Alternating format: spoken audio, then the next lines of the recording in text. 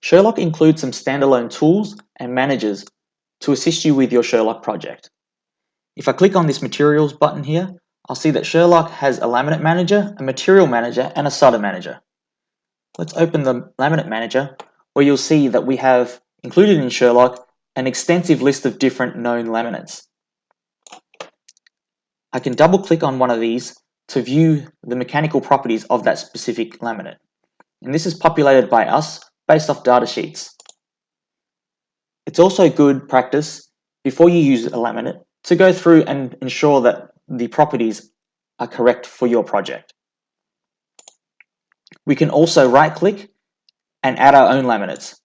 So you can add your own laminate and input your material properties for a laminate you want to use.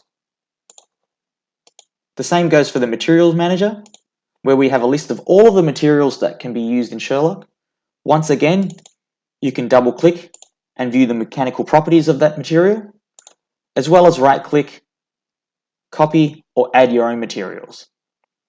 Like every table in Sherlock, you're also able to right click and export a list.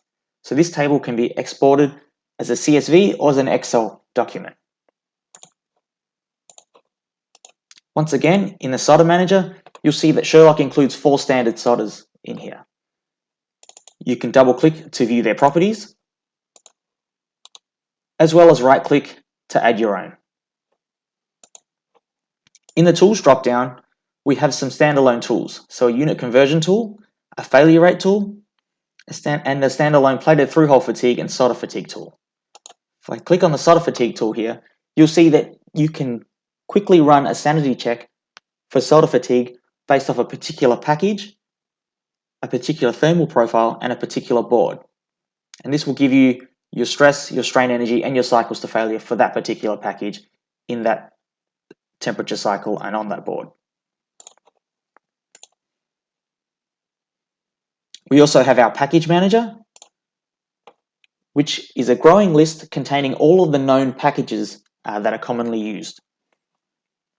If you're unsure of what package to use, you can always go into this list, and by selecting some options here, it can narrow down to a particular package that you can use. You can double click and view all of the properties that Sherlock will automatically populate if you select this package. You can also edit the properties in this package, as well as view a 3D model to see how Sherlock will actually model this package